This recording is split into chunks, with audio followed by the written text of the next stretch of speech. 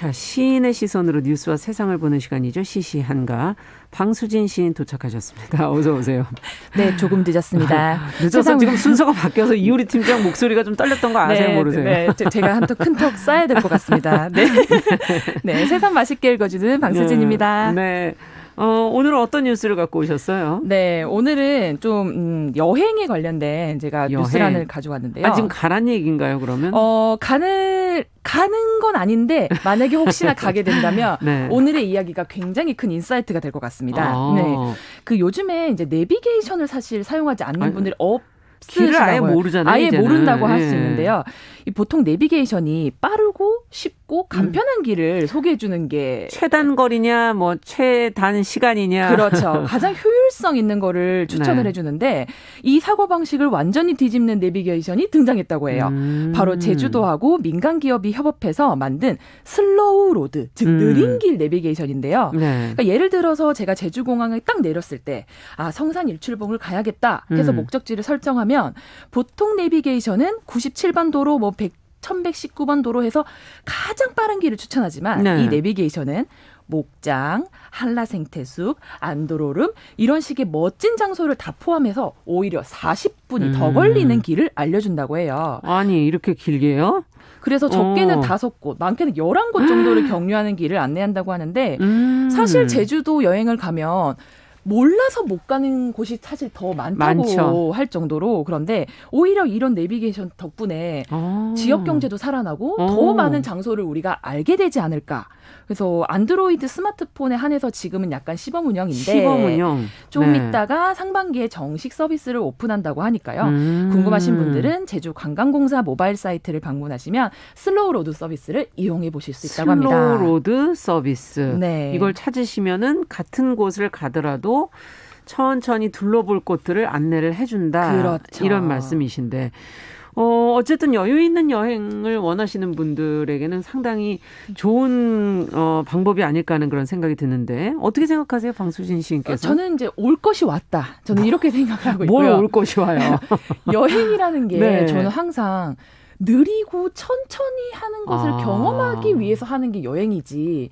그게 필요가 없다면 왜 굳이가 일상에서 여행을 떠나야 되나라는 생각을 항상 했던 사람으로서 아니, 그동안에 여행을 가면 한 일주일 안에 한 10개국을 도장받듯이 왔다 갔다 하지 않았습니까? 그렇죠. 네. 거의 뭐 미션 임파서블 이런 느낌으로 막 되게 공격적으로 했던 기억이 나는데. 아유, 새벽부터 일어나야 돼요. 얼마나 깨워야 그러니까요. 되는지. 그렇죠. 예. 그래서 막 내가 막 더 많이 가봤다 이런 걸로 자랑하고 이랬던 시절이 있었는데 예. 사실 돌아보면 과연 내가 뭘 하고 왔나? 약간 허전한 마음도 저는 솔직히 들더라고요. 사진이 남죠. 그렇죠. 사진으로 만족하는 그런 여행이었던 것 같은데 네. 그래서 저는 사실 굉장히 유의미한 출연이라고 생각을 합니다. 어떤 사람들한테 이런 슬로우 로드가 필요할까요? 저는 사실 제가 스스로 여행 매니아인데다가 저 같은 경우는 그러시군요. 제주를 실제로 3년 전에 2달 정도 아예 살았었던 경험이 있어요. 한 달 살기, 2달 살기로 네, 하셨군요. 2달 살기를 해서 저는 그 당시에 100% 도보 여행을 했었고요.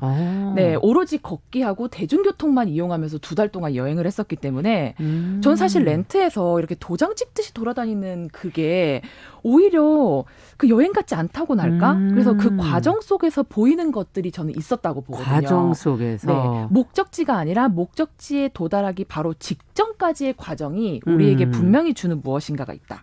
빠르게 가면 절대 볼 수 없는 것들. 이거 뭔가 인생 얘기 같은데요? 그렇죠. 여행이라는 거는 또 제2의 인생이라고. 네. 여행을 좋아하셨군요. 목적지를 가는 그 과정 속에 하나하나 보여지는 것들을 그런 것들이 있다. 놓쳐서는 안 된다. 네. 이 얘기를 지금 들으면서 슬로우 로드 이런 표현들을 들으니까 삶의 속도를 한번 생각해 보게 되는 것 같아요. 맞습니다. 우리가 항상 길도 빠른 길. 내가 더 빠른 길로 왔어. 그렇죠. 예, 때로는 근데 좀 돌아가면 어떤가? 뭐 돌아간다고 뭐 다칠 일도 아닌데. 그렇죠. 예, 그런 선택을 정말 좋게 생각하지 않았던. 근데 이것이 과연 맞는 건가? 이런 생각이 갑자기 드네요. 그런 분들이 많으실 것 같아요. 그런데 저는 제 삶 자체를 말씀하셨던 것처럼 꽤나 느리게 살아왔다고 자부하는 사람인데 어떻게? 제가 사실 이제 30 초반에 아주 늦게 유학을 결심을 해서 가게 됐는데 주변에서 굉장히 말렸었어요. 어디로 가셨어요? 저는 이제 중국 상해로 유학을 갔었는데 30살에? 30살에 이제 이걸 가려고 하니까 미혼 여성으로 30 초반에 외국에서 시간을 보낸다는 게 굉장히 큰 리스크가 있으니까. 그렇죠. 또 학업을 마치고 돌아왔을 때 한국에서의 시간과 제 시간이 너무 동떨어져 버려서 제가 적응을 못하는 게 아닐까. 굉장히 주변에서 걱정을 많이 했었어요. 네. 그런데 저는 그런 생각을 했었어요. 한 발짝 좀 뒤처지고 늦게 가더라도 내가 원하는 길로 가는 것이 맞다라고 저는 생각을 했고 네. 언젠가는 이 늦은 시간들이 모여서 한번 빵 하고 전력 질주할 수 있는 시간이 올 것이다. 여유 있게 이렇게 가지만 언젠가는 이걸 동력으로 삼아서 더 크게 질주할 수 있다라고 저는 생각했었고 저는 그게 정말 실현이 됐다고 지금은 생각해요. 그래서 너무 좋은 선택이었다. 저는 지금 생각하고 있습니다. 한 발 늦게 가는 것도 그래서 겁나지 않는다. 그렇죠. 네. 그래도 갈 수 있는 곳을 갈 수만 있다면. 그렇군요. 정말 삶에서 너무 빨라서 아쉬운 것들, 조금 느려도 좋은 것들이 방수진 씨의 눈에는 잘 보이겠어요? 그렇죠. 저는 사실 왜 저기에서 그냥 넘어가지? 저 중간에서 조금만 느리게. 저는 그렇게 생각해요. 시간이라는 거를 느리게 쓸 수 있는 사람이 진정한 부자다라고 저는 생각해요. 느리게 쓸 수 있는. 느리게 쓸 수 있다는 거. 그러니까 사실 모두에게 주어진 시간은 동일하지만 그렇죠. 동일한 시간을 내가 어떻게 쓰는지, 내가 느긋한 마음으로 느리게 쓰는지, 조급한 마음으로 빨리 쓰는지 이건 사람마다 다르고 진짜 부자는 단 1분의 시간이라도 느긋하게 쓸 수 있는 사람이 아닐까. 그러네요, 정말. 저는 그 생각이 딱 오면서 갑자기 뇌리에서 탁 스쳐 지나가더라고요. 사실 저희 방송가에서도 급하게 방송을 뛰어 들어가야 될 때들이 있거든요. 근데 그때 뛰어서 가나 걸어서 가나 사실 한 30초 차이 난다고 저희끼리 하는 얘기가 있어요, 속설이. 그래서 뛰지 말아라. 뛰면 숨만 헐떡거릴 뿐이지. 네, 천천히 가나 30초 차이밖에 안 난다. 그렇죠. 때로는 그런 정신승리법도 되고 제가 봤을 때는 조금 더 이렇게 여유 있게 살아가는 방법이 되지 않을까 싶습니다. 시간을 느리게 쓸 수 있다면 그게 부자가 아니겠는가. 네. 이거 생각을 인식의 어떤 차이가 아닐까 하는 그런 생각도 들고 요즘에 그러고 보니까 슬로우 로드 말고도 슬로우 푸드 이런 것도 있지 않나요? 그렇죠. 슬로우 푸드 다른 옛날에 패스트푸드였는데 그런 것들이 조금씩 변화되고 있나?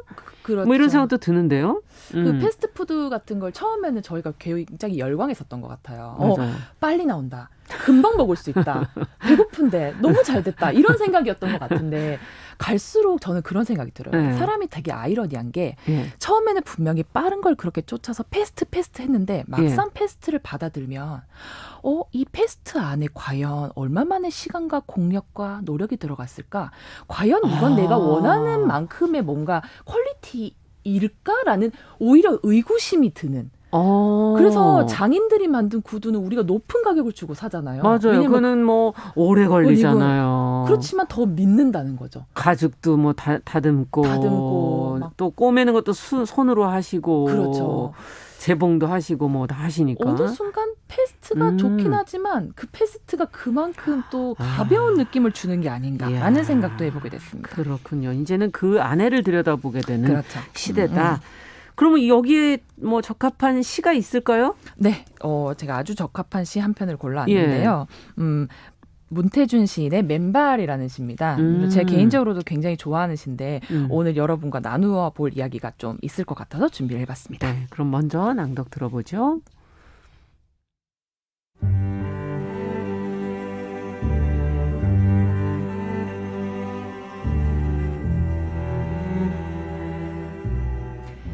맨발, 문태준.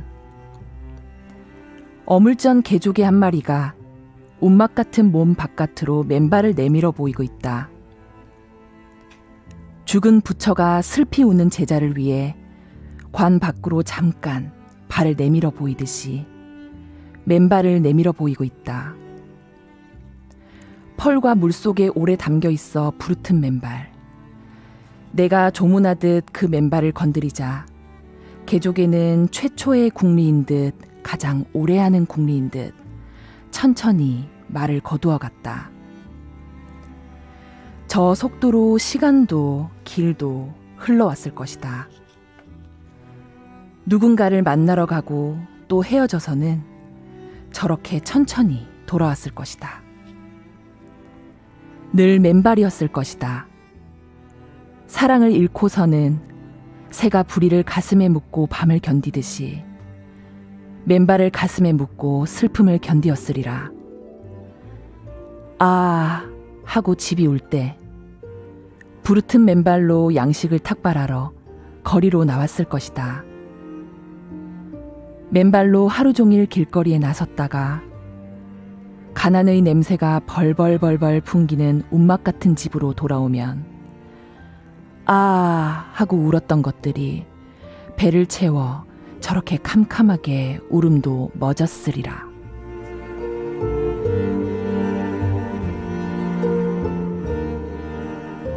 네, 문태준 시인의 맨발.